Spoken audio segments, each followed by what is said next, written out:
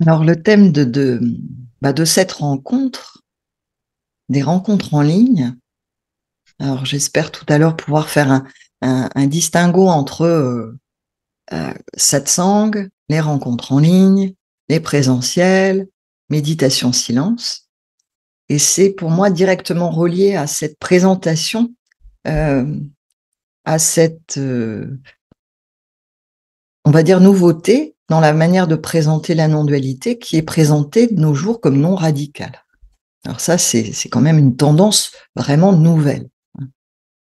Euh, donc bien évidemment, ce que je peux vous partager, mais comme toujours, c'est la vision à travers le filtre de, de, de, de ce corps, de cette manifestation-ci, à travers ce qui se vit ici, dans ce corps, qu'on va appeler là actuellement Swami Mahashakti, qui porte d'autres noms, qui en a porté d'autres. Et ces noms différents sont liés à ce qu'on va appeler des corps conscience, à la conscience. Et c'est un peu comme nous avons notre ami Tot Joachim qui est là. Hein, je suis pas experte en plantation, mais tout le monde le sait. Par exemple, on a un abricotier à côté, pas ici, mais dans le sud. C'est clair que si je prends le noyau, ça va s'appeler un noyau, je le mets dans le sol, après il va y avoir un petit germe qui va pousser, ça s'appelle un germe, après une pousse, après une tige, je ne connais pas les termes, un jeune arbre, un arbrisseau, un arbre, et quand il y a les fruits, c'est un abricotier. Donc cette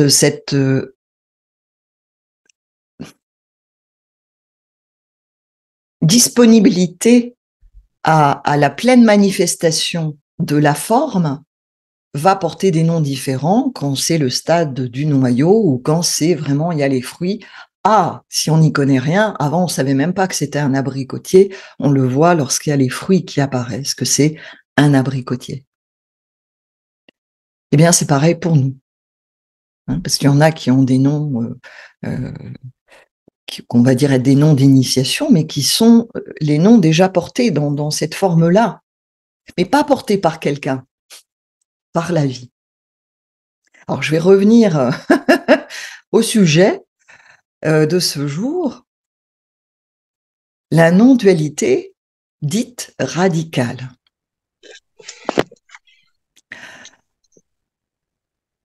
Alors peut-être déjà revenir sur la non-dualité. Donc je vais vous faire une présentation succincte de ce qui se vit à travers ce corps-ci, à travers cette conscience-ci.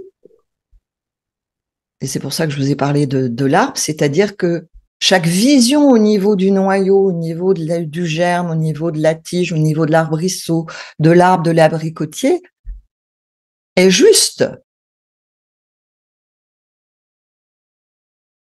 C'est juste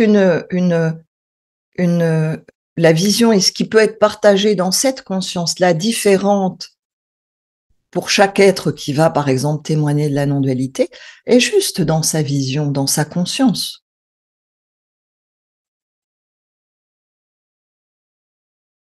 Là où ça devient confus, c'est lorsque il y a agrippement, saisie de la conscience où nous en sommes. Hein, où on commence à se définir, à se limiter une petite bulle. Je suis un abricot, je suis un noyau, je suis un germe, je suis... et tout ce qu'il y avait avant va être... on a tendance à le renier, à dire « Ah non, mais ça, c'était pas juste, c'était pas ça n'allait pas. Maintenant, c'est juste, là. Ma conscience de noyau est juste, de la vision que j'ai de la vie. Imaginez le noyau sous terre, s'il pouvait parler, nous raconter ce qu'est l'éveil et la conscience du noyau, ça sera pas la même que le germe, que la conscience du germe, que la conscience de la tige, de la pousse, de l'arbrisseau, du jeune arbre qui a 3 ans, de l'arbre, mais qui fait pas encore de fruits, et de l'abricotier. Et chaque vision est juste. Et la non-dualité, en tout cas telle que je peux là, donc telle qu'elle peut se partager ici, elle peut pas se partager autrement que dans cette conscience, énergie de vie là qui se vit comme ça aujourd'hui, c'est la fin du duel. Il n'y a plus d'exclusion de quoi que ce soit. Mais il n'y a pas de définition fixe, déterminée. Maintenant, ça y est, j'ai la vérité. Parce qu'il y a encore la dualité, même dans l'abricotier.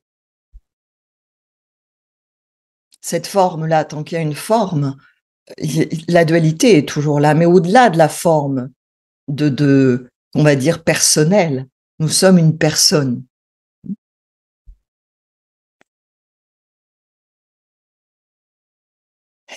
Et comme je disais, la personne est peut-être là, quand on échangeait sur Skype, je crois, je disais, ouais, et en fait, c'est très chouette comme mot, le français. Nous sommes une personne et il y a personne. Et le problème, c'est quand on croit qu'il y a quelqu'un. Et là, on devient un individu. Un 1 divisé. Voilà, on joue sur les mots, mais et vous accrochez pas aux mots. Ça s'adresse pas au mental, là. Ça s'adresse pour que, au contraire, tout le petit château de cartes du petit noyau qui se définit, ou du petit germe, ou de la petite tige, ou de l'arbre, et parmi vous, il y a tout ça, et nous avons cette capacité à voyager dans cette conscience, à focaliser, petit noyau, à défocaliser, parce que nous sommes déjà cela. L'abricotier est déjà dans le noyau. Simplement, il y en a, ils vont rester noyaux. Voilà. Et c'est ça l'invitation. C'est de ne pas accrocher quoi que ce soit. Et la non-dualité, c'est ça. Et elle est radicale quand cette non-dualité, quand il n'y a plus de duel, de combat intérieur, de combat entre ma vérité, la vérité de l'autre, ma conscience, la conscience de l'autre, moi, le monde. Lorsqu'il n'y a plus ce duel, lorsqu'il n'y a plus besoin d'avoir raison. Et lorsqu'il n'y a plus, il y a plus de rejet de quoi que ce soit.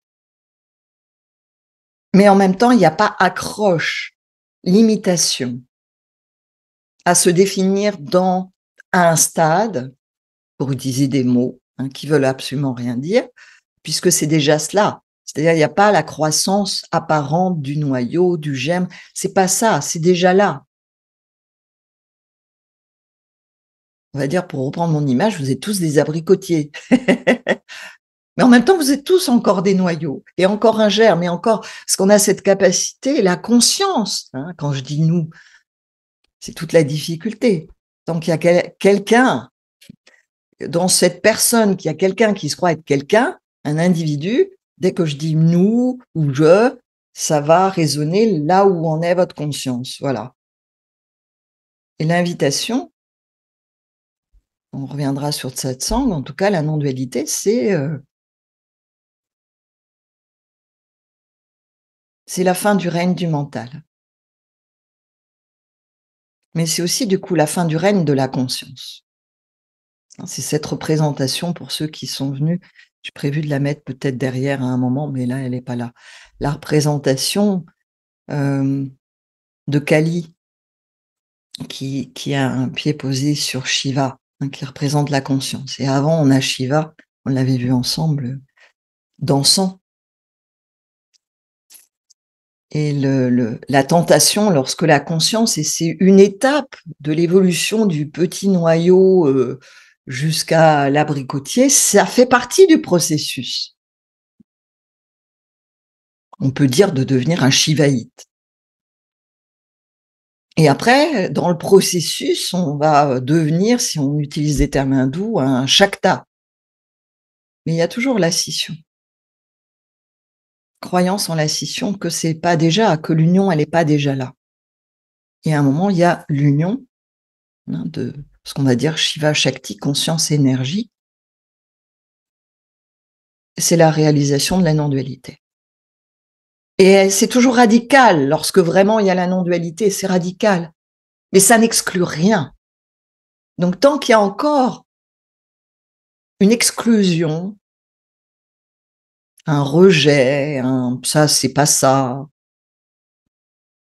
un neti-neti, qui est utile à un moment donné, qui a son sens à un moment donné, dans l'éveil de la conscience, dans le processus de passer du noyau à une jeune pousse, c'est ce qu'on va appeler l'investigation, quelle que soit la forme prise. Mais lorsque véritablement c'est réalisé, c'est radical, c'est fini. Mais ce terme de non-dualité radicale qui est nouveau, en fait,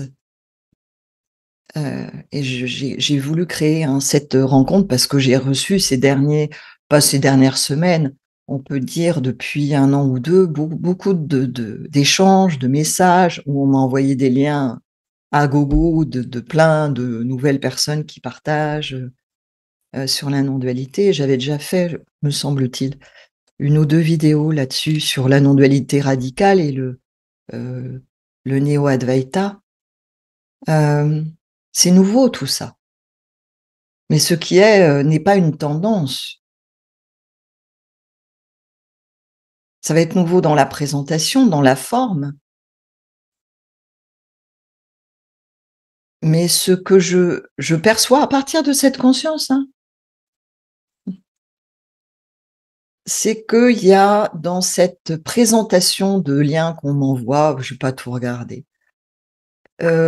ça vient avec ce mouvement, ce cycle planétaire qu'on va appeler le Kali Yuga, cette fin de cycle, comme toutes les fins de cycle, il y en a déjà eu d'autres, hein. Moi, ça m'évoque, comme je suis quand même reliée quelque part à l'Égypte, cette période en Égypte où la momification est devenue c'est chose courante pour tout le monde. Avant, c'était que il fut un temps que pour celui qu'on appelle Père A, Pharaon, et puis ça s'est répandu. Démocratisation. Et lorsqu'il y a démocratisation, les New Age ont toujours existé quelque part. Euh, on a tendance à croire que c'est une évolution de la conscience de tout le monde, de la planète, et c'est pas propre à cette période-là, hein. Les termes sont différents dans la manière de partager. Dès l'instant que ça se démocratise, que les portes des temples ayant maintenu pendant un certain temps une connaissance, parce qu'il y a une fin de cycle, il y a une fin de société. L'Égypte était déjà pourrie à ce moment-là. C'était la fin d'une civilisation. Eh bien, il y a démocratisation. Les portes s'ouvrent et du coup, tout le monde accède. Et ce tout le monde, dans ce tout le monde, il y a des petits noyaux, beaucoup de petits noyaux ou des petits germes ou qui tout d'un coup on accède à ce qui était inaccessible jusqu'à présent, qui était même pas connu. Il n'y avait pas YouTube, mais enfin tout d'un coup, c'était un autre moyen de diffusion.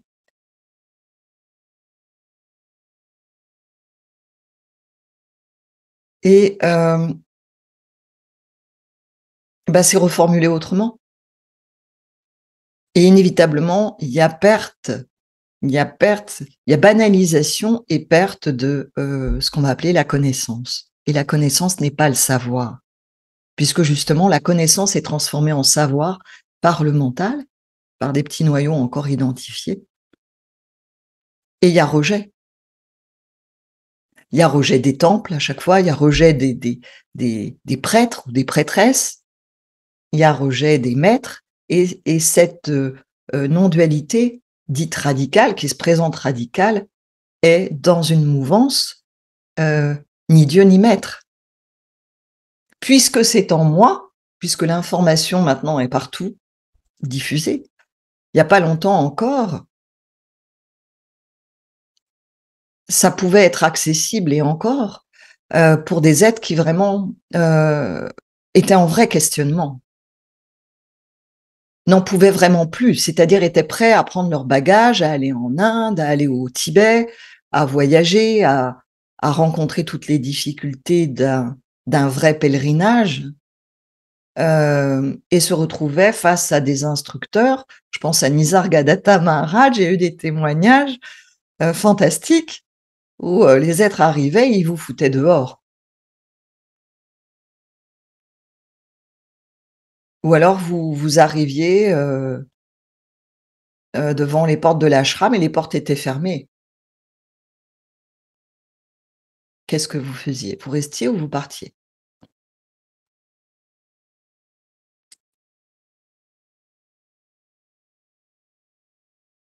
Donc ça, c'est pas si vieux que ça. Dans 10 ans, beaucoup de choses vont être transformées par l'IA et je trouve ça fantastique l'IA parce que ça nous réveille l'urgence de l'éveil, tout comme ce qui va arriver prochainement, hein, que nous sont en train de préparer tous les États. Ce sont vraiment des invitations à l'éveil. Et l'éveil n'est pas une fuite.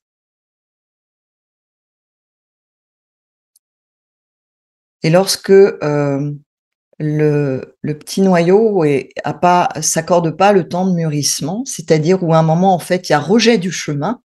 C'est ça la non-dualité radicale actuelle, c'est puisque c'est là, bah, ça n'existe pas le chemin, le cheminant. Et c'est vrai. Lorsque je vous dis: «Vous êtes déjà un arbre», mais rares sont les êtres qui, où nous avons en tout cas l'impression dans cette vie-ci qu'il y a pas de chemin pour eux. Je pense, à Mahananda Mahi, que les néo-advaita, vont pas du tout assimiler à l'éveil, hein. Parce qu'elles rentrent pas dans le moule justement de toutes les définitions actuelles. Ou à Ramana Maharishi. Mais il y a eu quand même un chemin, il y a eu quand même un chemin jusqu'à l'âge de 16 ans.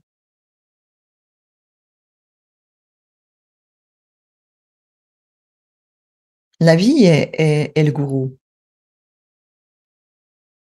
La vie est votre gourou. Dès lors que nous sommes dans l'espace et le temps, il y a un chemin inévitablement. Par contre, là où il peut y avoir une différence dans la manière d'appréhender le chemin, c'est de croire que le chemin, c'est parce que moi je chemine le cheminant que je vais arriver à l'éveil. C'est là qu'est la grosse différence. Et beaucoup d'êtres actuellement qui partagent sur la non-dualité vont rejeter, le chemin totalement.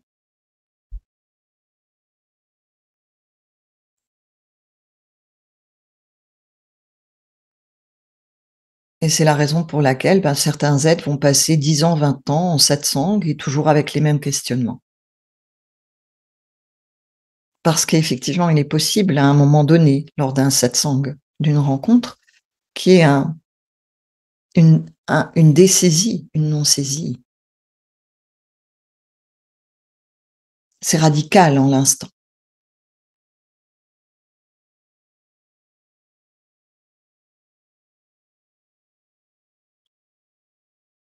Mais le fait qu'il y ait à nouveau refocalisation n'est pas un problème.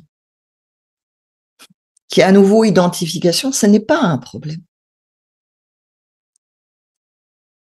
Mais c'en est un pour celui qui croit qu'il va contrôler ou qui va arriver quelque part, qui reste en fait sous la dépendance du mental.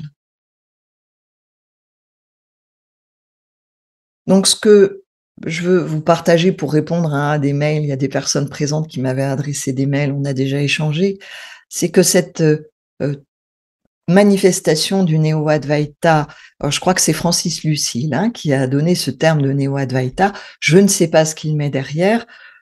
moi je le rattache, on va dire, au mouvement New Age, mais personne n'est jamais New Age, où on amène quelque chose de nouveau, hein, on croit qu'il y a quelque chose de nouveau. Donc voilà, qui est une tendance, on va rejeter, il y a plus besoin de mettre, il y a plus besoin, heu, parce que tout est en soi. Mais si c'est récupéré par le mental, ça pose problème.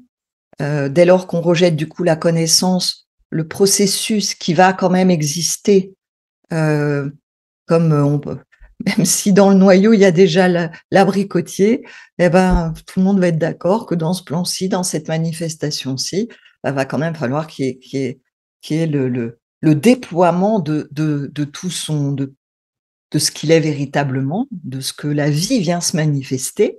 Eh bien, c'est pareil pour nous et c'est pas un problème. Ça devient problématique, on a envie de le rejeter dès l'instant qu'on croit encore que ça nous définit. Et comme il y a eu oppression par, les religions, que beaucoup d'êtres, en fait, veulent se sortir de ça, il y a un rejet total, quoi, comme au moment de l'adolescence où on rejette et c'est juste ce mouvement-là. Et si vous êtes dans cette tendance-là, il y a aucun problème. Juste ne vous définissez pas, ne vous limitez pas, ne prenez pas ce nouveau, je parle de tapis volant. Hem, j'ai encore oublié d'enlever l'email. Il y a ce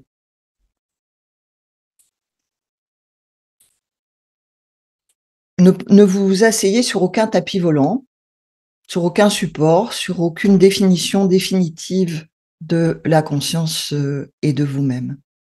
Alors j'ai envie de vous donner la parole déjà par rapport à ce qui est partagé là, même si j'ai pas encore abordé satsang ou Hariom Tatsat ou qu'est-ce que ça peut vous évoquer? Ou est-ce que, il y en a peut-être qui sont complètement dans la mouvance, il y a des personnes que je découvre pour la première fois ou presque. Hem, heu, bienvenue, hein. Heu, si vous avez des questionnements ou des remarques ou que ça crée un doute ou des troubles ou je ne sais pas, la parole est à vous.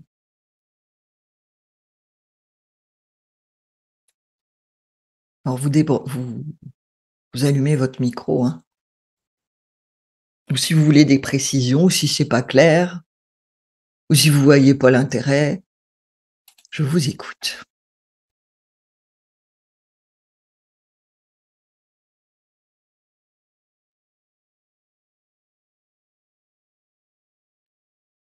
Personne? Éric et Catherine, oui! Bon allez-y, vous savez, levez pas la main, hein. Allez-y, on défait son micro et puis on y va. Oui, bonjour. Bonjour.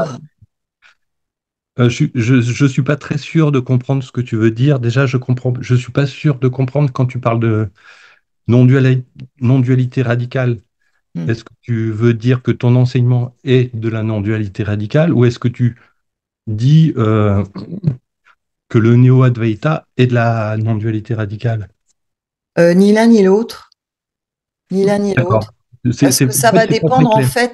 en Ce fait, que tu c'est dis. venu, tu vois, en réponse à des questions qu'il y a eu, par rapport à effectivement des enseignants particuliers et ça m'intéresse pas de traiter d'enseignants particuliers parce que justement chacun est dans sa vision juste de ce qu'il partage. Par contre, donc c'est pas un combat à mener à qui va avoir raison, hein.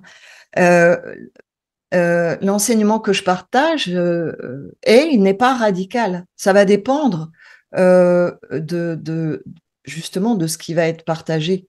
Lorsque nous sommes en satsang, ce qui n'est pas le cas ici, l'invitation est à la radicalité.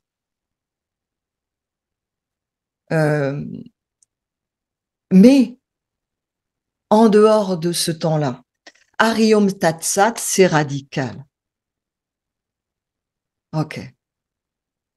La la méditation silence, c'est comme un pas entre les présentiels et ces rencontres en ligne qui ont rien de radical, mais qui permettent justement que s'épuisent, par exemple, que s'expriment des questions qui en apparence sont personnelles, en apparence vont être mentales, de les relier au grand tableau. C'est-à-dire, on est sur un petit machin, là, on a l'œil sur imagine un tableau, une peinture, hein, je veux dire, et on est sur un détail, et on est en train de se noyer dans le détail, c'est de relier le détail au grand tout.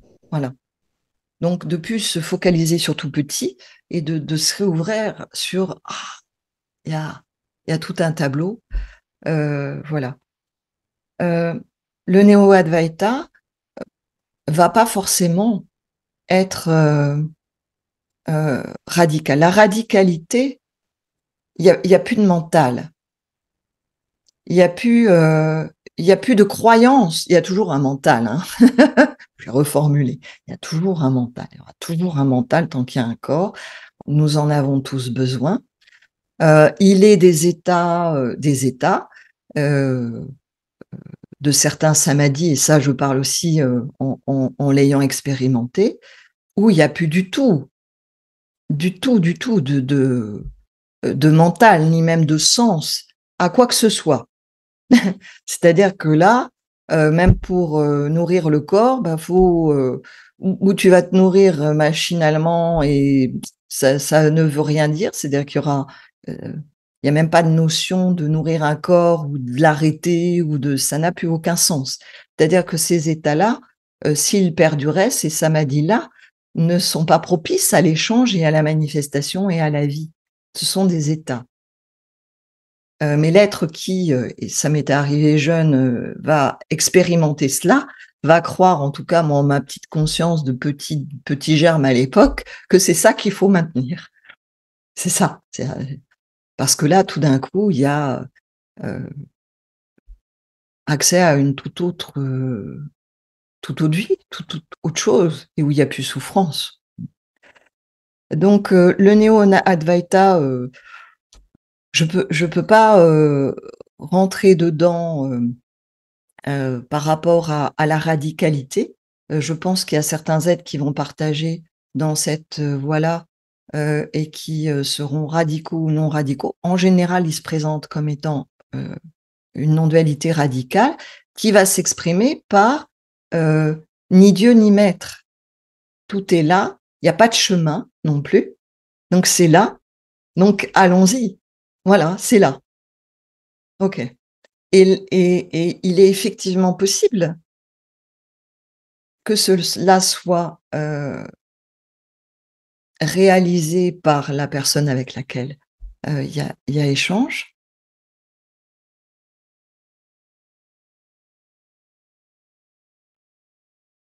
Et l'important, c'est que ça ne soit pas une fuite.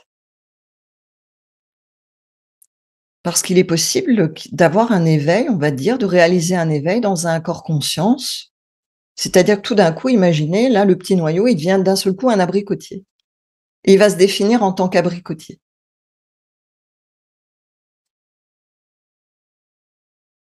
Et il aura tendance, dans ce cas-là, effectivement, à, n'ayant pas en conscience vécu, expérimenté le temps de la croissance et de l'éveil, on va dire, de tous les corps conscients, de toutes les étapes du chemin, croire que là est la vérité. Et là encore, je vous partage une expérience vécue, puisque j'ai vécu un éveil en 97 où, maintenant je le dis, j'étais scotchée au plafond. Sauf que je m'en rendais pas compte. Parce que il y avait là. Et j'ai eu la chance que la vie par mon mari de l'époque, donc qui est Swami Satchitananda, mon premier mari avec qui donc j'ai eu des enfants, vécu pendant presque 30 ans, me disent: «Ben, maintenant, j'étais jeune maman, ben, soit tu es une femme normale, soit je te quitte». Mais et de là-haut, c'était pas un problème. Et j'ai fait ce choix pour Guillaume, pour notre fils, pas pour mon mari et sa demande. Sauf qu'en étant redescendue, c'est là que j'ai réalisé là-haut, il y avait aucun problème. Ça voulait rien dire, descendre, revenir, aucun problème. Sauf qu'en étant revenue à une conscience bien sur terre, c'est là que j'ai réalisé que ça avait pas été éveillé, les autres corps conscience. Et c'est pour cela que l'invitation, hein, dans des partages que je vais faire en dehors des satsangs. C'est-à-dire que lorsque vraiment ça n'est pas réalisé dans sa globalité, c'est-à-dire qu'il n'y a pas rejet, il y a rejet de rien. Et ça, c'est possible. Mahananda Mahi, Ramana Maharishi, où du coup, il n'y a aucune exclusion, où il pouvait y avoir réponse à chaque individu qui venait en lien avec la conscience de l'individu. Pas juste tout est cela, ne saisis pas le mental, voilà. Qui est juste et qui est l'invitation de satsang. Et ou qui est l'invitation de Hariom Tatsat. C'est-à-dire de s'offrir la possibilité de la réalisation totale, incluante, pas excluante. Mais en général, et c'est pas parce que nous sommes en fin de cycle qu'il semble à beaucoup que nous sommes une planète qui évolue. Enfin, c'est toujours l'histoire, ça.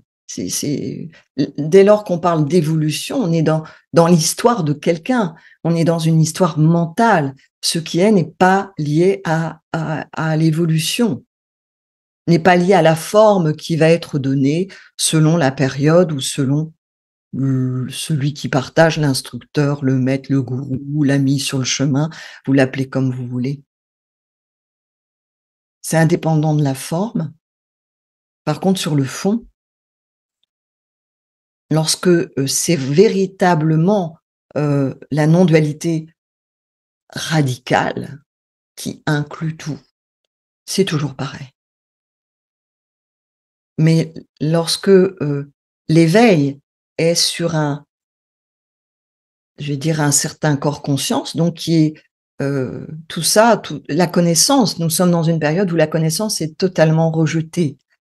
Alors j'ai ressorti les textes, là j'avais mis sous une vidéo du pèlerinage à la première rencontre, le lien d'un commentaire ou d'un texte de Adi Shankaracharya. Adi Shankaracharya serait sur YouTube aujourd'hui, il intéresserait personne.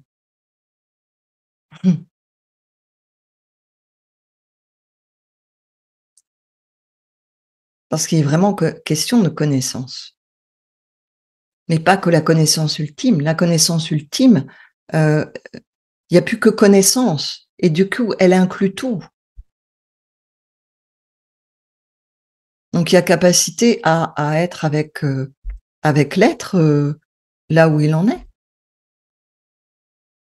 Mais en satsang, dans ce qui va être l'invitation radicale, qui est de tout poser, de plus rien saisir, alors c'est radical. Mais moi, dans mes partages, en présentiel, ça n'est pas radical, même s'il y a des temps d'invitation à tout lâcher. Et que tout tend vers cela. Et c'est les voix du cœur que je partage, bon, qui sont liées au temps où, on va dire, j'étais un chercheur de ce qui m'a parlé, de ce qui a été fait, l'histoire du script de cette âme, on va dire. Il y a la voix du cœur de l'enseignement du Maître Jésus, qu'on va dire christique, mais qui n'est pas lié à la religion catholique du tout. Du tout. Du sannyas, donc dans la tradition donc du sannyas, donc les sannyasines ont pour, on va dire, maître, là, c'est pas le maître Jésus, c'est Adi Shankaracharya, même si je ne relève pas de l'Advaita, hein, c'est vraiment il y a des maîtres spécifiques, une lignée spécifique, et de la voie égyptienne, à travers ce que j'appelle l'enseignement de vie.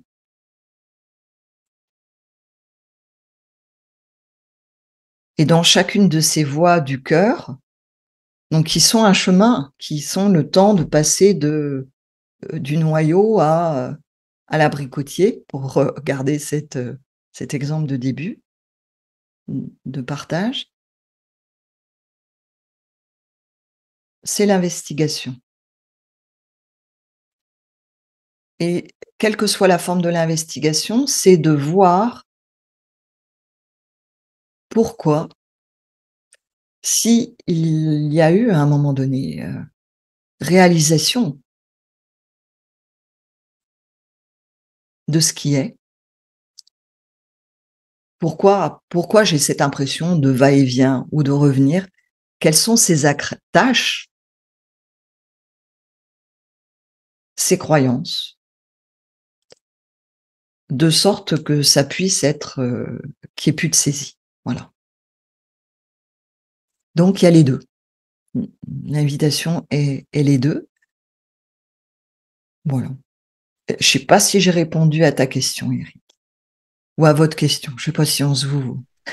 On peut se tutoyer, bien entendu. Euh, ouais, en fait, j'ai écouté beaucoup de tes vidéos. J'ai suivi la voix de la fourmi déjà. Je suis arrivé au bout de la voix de la Ah ça fourmi. y est? OK. Je trouve ça très intéressant. Et je vois bien que tu parles de non-voix aussi à la fin. Donc, Oui, je vois bien à quoi tu te réfères. Et en fait, tout ce que j'ai écouté de toi, enfin, me parle complètement. Et là, en revanche, là, toute la présentation que tu as faite, je vois pas sur ce que tu es tu perdu. souhaites pointer, en fait. Et je connais pas très bien Francis Lucille. Je sais juste que c'est un élève de Jean Klein. Oui.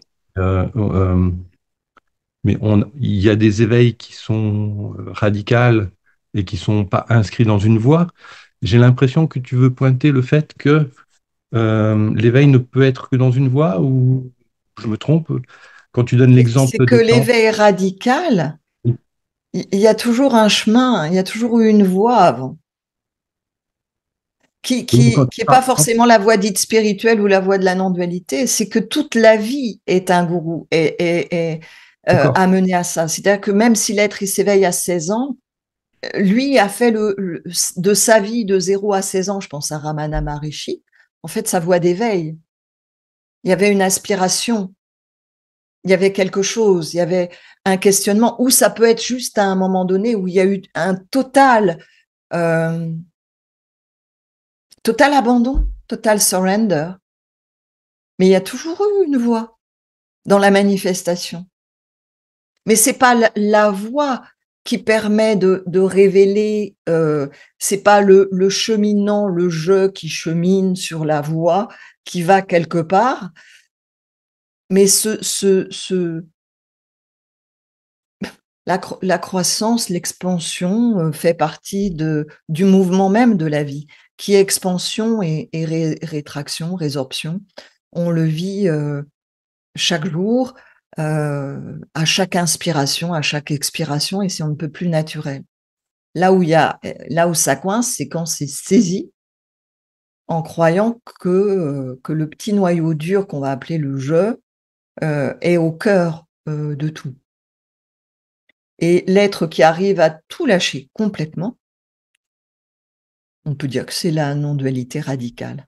Et pourquoi j'aborde ça? C'est peut-être parce que tu as pas reçu tous les différents mails qu'on m'a envoyés, où je découvre des personnes et où il y a une mouvance actuelle, sur YouTube, parce que heu, c'est la nouvelle, hem, manière d'échanger.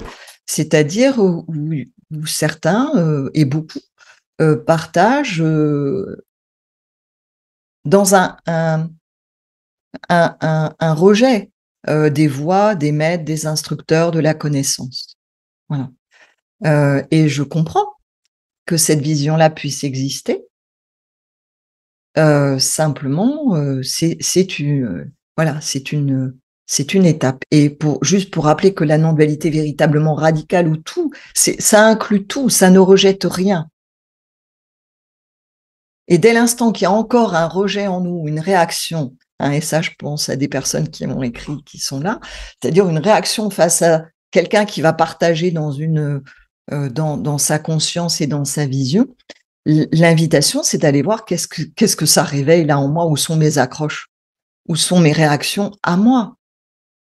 Parce que ce que partage l'autre est juste dans sa conscience, de ce qui est. Je sais pas si je suis plus claire pour toi. S'il y a une question, vas-y, hein, vas-y, vas-y, au contraire. Le seul intérêt, c'est ça. C'est de ces rencontres, c'est qu'il y ait quelque chose qui se vive en vous, hein, et qui se questionnent et qui ne comprennent pas ou qui. Je suis pas là pour planter des graines de nouvelles croyances, du tout, du tout. Oui, oui, je te remercie pour toutes ces explications. C'est juste l'introduction pour moi m'a un peu détourné de ce que j'avais perçu dans tes enseignements et Oui, ben, ça a rien à voir. ta conclusion. Effectivement. Et pendant un moment sur le site, j'avais mis tout ça parce que l'urgence de l'éveil, pour moi, c'est comme un b.a.-ba. C'est comme apprendre l'alphabet. À un moment, faut le lâcher. C'est pas une finalité, les partages de l'urgence de l'éveil. Ça a été juste mis en place dans la matière euh, comme pour qu'on parle à peu près tous le même langage dans les échanges que je partage. Mais c'est le b.a.-ba, hein, on va dire, c'est l'alphabet. Mais auquel on a quand même peut-être parfois besoin de revenir parce que, on est reparti sur autre chose ou voilà. C'est peut-être aussi aujourd'hui, bah, pour exprimer ce qu'est justement, les partages que je fais, qui rentrent pas du tout où j'ai pas du tout envie d'une étiquette et en même temps où c'est très compliqué pour le mettre quelque part parce que, bah, ça a été la difficulté quand j'avais voulu faire éditer au départ, le premier livre, qui s'appelait «L'initiation du tarot» parce que, bah, ça intéressait des maisons d'édition, mais qui m'ont dit, «Ouais, nous on veut bien l'éditer, le problème c'est que ceux qui diffusent auprès ne sauront pas le vendre, ça rentre nulle part, ni dans le tarot, ni dans la vie spirituelle, ni dans l'Égypte, ni dans rien» et c'est tant mieux, ça ne rentre nulle part et en même temps ça peut toucher, heu, bah, tout, mais selon chacun en fait, c'est sa sensibilité, son histoire, voilà. Il y en a qui aiment pas la peinture, il y en a qui aiment pas, qui sont pas sensibles à la musique, qui sont pas sensibles et on rentre en affinité, bah, selon notre propre histoire, nos propres, voilà, nos propres tendances et puis ça peut évoluer dans le temps, se transformer.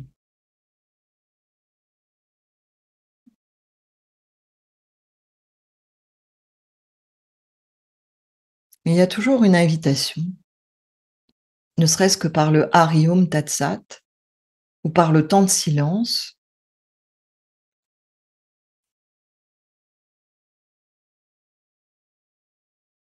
ou à revenir à ce qui n'a pas d'âge en nous, enfin des petits jeux, des petits outils, on va dire, des petits moyens «Ah,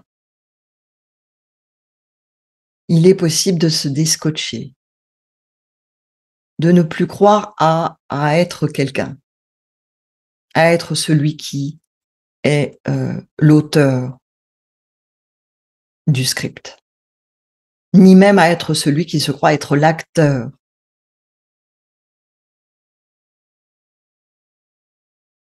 Jusqu'à, réaliser à ce qui est, la vie qui s'exprime en nous.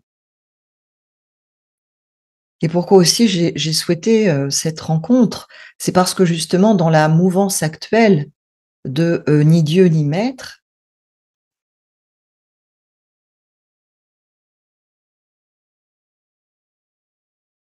même si vous voulez pas mettre le mot de Dieu derrière ou de cela, parce que Adi Shankaracharya, si vous revenez sur ses ouvrages, il est hindou, il était question de Dieu, de Vishnu, donc dans sa tradition. Maintenant on dit cela, mais est-ce que cela est vibrant pour vous? Est-ce que c'est porteur de quoi? Est-ce que ça éveille quelque chose ou est-ce que ça emmène sur, une conscience un peu froide?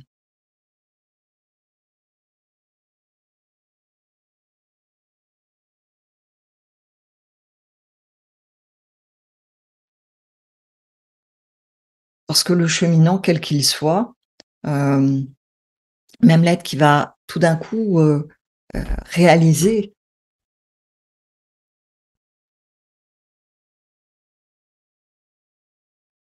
sans feu, sans aspiration à plus grand que soi-même, ça risque juste d'être une inflation de soi, devenir comme en Égypte, Atum, le Dieu tout-puissant.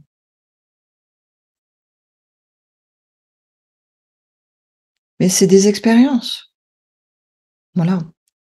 Et tout est bien, tout est juste pour l'être qui vit cela.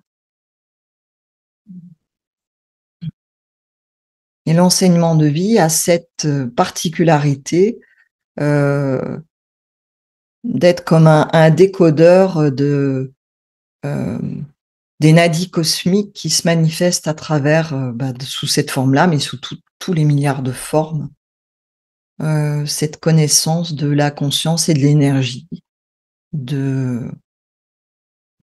du coup de voir les histoires qui se racontent inévitablement,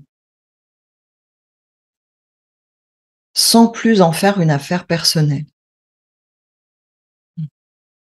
Je sais pas si je suis claire.